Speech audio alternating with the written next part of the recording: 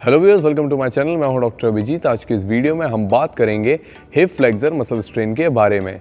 Hip flexor muscle strain क्या होता है, किस कारण से होता है, किन स्पोर्ट्स में कॉमनली देखने को मिलता है, क्या इसके सिम्टम्स होते हैं, इस इंजरी के क्या ग्रेड्स होते हैं और साथ ही साथ फिजियोथेरेपी मैनेजमेंट हम इस वीडियो में देखेंगे। सो व्यूअर, जो हिप फ्लेक्सर मसल्स हैं उनमें हमारा इलियकस और श्वास मेजर मसल जो है वो मेन होते हैं। ये जो मसल्स हैं हमारे हिप जॉइंट पर हिप फ्लेक्शन यानी कि इस एक्शन को कराने में मदद करते हैं।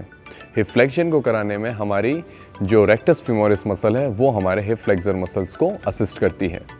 सो व्यूअर्स, ये जो इंजरी है ये कॉमनली देखने को मिलती है उन स्पोर्ट्स में जहाँ पर रिपीटेडली हिप फ्लेक्शन देखने को मिलता है, जैसे कि फुटबॉल हुआ, स्प्रिंटिंग हुआ, डांसिंग, मार्शल आर्ट्स या फिर साइकिलिंग जैसे स्पोर्ट्स में।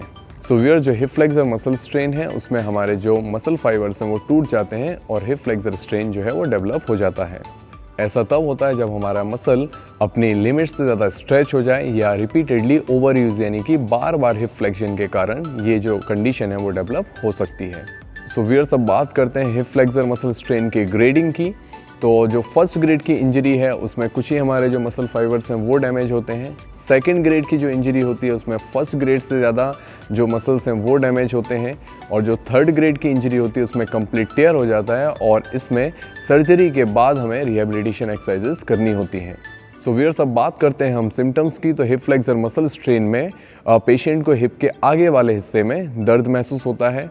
जब हम किक करते हैं, दौड़ते हैं, सीढ़ियाँ चढ़ते हैं या कोई भी रेजिस्टेंस के खिलाफ हिप फ्लेक्शन करते हैं या हिप फ्लेक्सर मसल्स को स्ट्रेच करते हैं, इन सारी ही मूवमेंट्स में पेशेंट को हिप फ्लेक्सर मसल्स पर दर्द महसूस होता है। टेंडरनेस यानी कि छूने पर भी दर्द महसूस होता है और यदि सीवियरिटी ज़्यादा है मसल स्ट्रेन की तो डिस्कलोरेशन और साथ ही साथ स्वेलिंग यानी कि सूजन भी देखने को मिलती है। सो व्यूअर्स, अब हम बात करते हैं हिप फ्लेक्सर मसल स्ट्रेन के रिस्क फैक्टर्स की कि किन कारणों से ये हो सकता है। सो व्यूअर्स, यदि आपके हिप फ्लेक्सर मसल्स वीक हैं या हिप फ्लेक्सर मसल्स के आसपास के मसल्स वीक हैं तो ओवरलोड या ओवर यूज़ के कारण हमारे जो हिप फ्लेक्सर मसल्स हैं उनमें स्ट्रेन आ सकता है।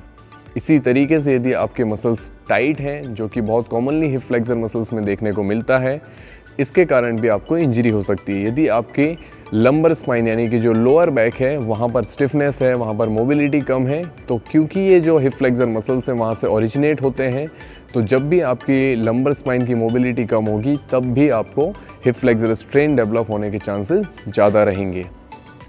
इसके अलावा व्यूअर्स, जब आप गेम खेलते हैं, स्पोर्ट खेलते हैं या आप ट्रेनिंग सेशन करते हैं, उसके पहले यदि आपने प्रॉपर तरीके से वार्म अप नहीं किया है या आपके मसल की कंडीशनिंग प्रॉपर नहीं है, तब भी आपको हिप फ्लेक्सर मसल स्ट्रेन जो है वो डेवलप हो सकता है।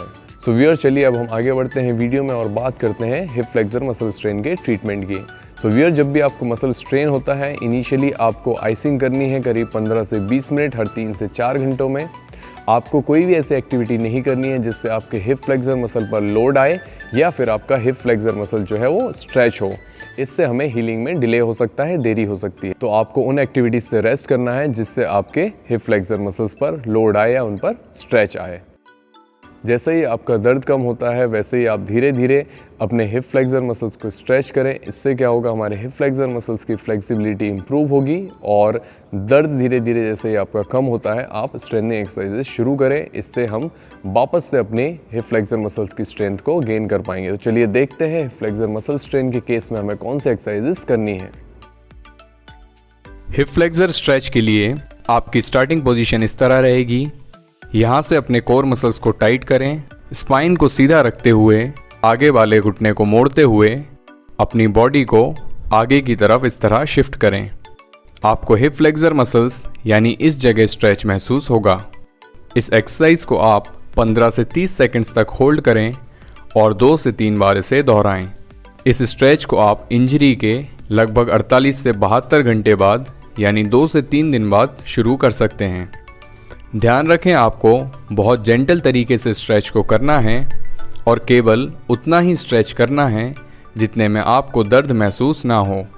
स्ट्रेचिंग करने से स्ट्रेन के बाद स्कार टिश्यू नहीं बनता और टिश्यू की फ्लेक्सिबिलिटी बनी रहती है। इस एक्सरसाइज के लिए आप अपने एक घुटने को इस तरह मोड़ लें और दूसरे पैर के पंजे को पीछे की ओर खींचें। अब अपने घुटने को सीधा रखते हुए इस तरह पैर को ऊपर उठाएं।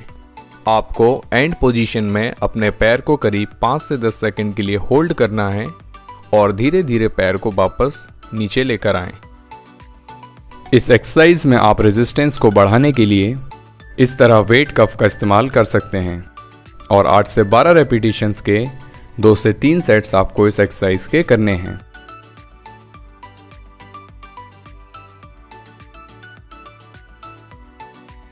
इस एक्सरसाइज के लिए आप अपने घुटने और हिप जॉइंट को 45 डिग्री के करीब मोड़ लें। अब इस तरीके से ऊपर वाले घुटने को ऊपर की ओर लेकर जाएं और नीचे लेकर आएं। ध्यान रखें आपकी जो कमर है वो न्यूट्रल पोजीशन में होनी चाहिए, आप आगे या पीछे की ओर मुड़े हुए ना हो। इस एक्सरसाइज से आपका जो ग्लूटियस मीडियस मसल है वो स्ट्रेंथन होता है और आपकी जो पेल्विस है उसकी स्टेबिलिटी बढ़ती है। इस एक्सरसाइज के आप करीब 15 रेपिटेशंस के 2 सेट्स परफॉर्म कर सकते हैं। व्यूअर, जब आपको पिछली एक्सरसाइज आसान लगने लगे और आप 15 रेपिटेशंस के 2 सेट्स आसानी से कर पाएँ तो आप घुटने के थोड़े से ऊपर लूप बैंड को बांधकर क्लैम शेल एक्सरसाइज को कर सकते हैं। आपको इस एक्सरसाइज के भी 15 रेपिटेशंस के 2 सेट्स करने होंगे। इस एक्सरसाइज में आपको पैर को इस तरह पीछे की तरफ एक्सटेंड यानी सीधा करना है। ऐसा करते हुए आपकी स्पाइन जो है वो न्यूट्रल रहेगी। इस एक्सरसाइज को हिप एक्सटेंशंस कहते हैं। 8 से 12 रेपिटेशंस के 2 से 3 सेट्स आप इस एक्सरसाइज के कर सकते हैं।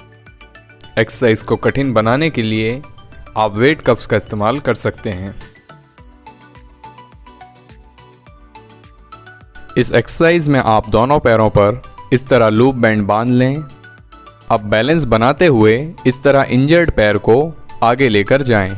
आप शुरुआत में लाइट रेजिस्टेंस बैंड का इस्तेमाल करें, फिर आगे आप मीडियम और हार्ड बैंड का यूज़ कर सकते हैं।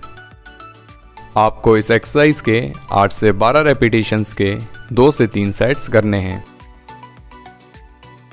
इस एक्सरसाइज को हम स्टैंडिंग रेजिस्टेड हिप फ्लेक्शन कहते हैं।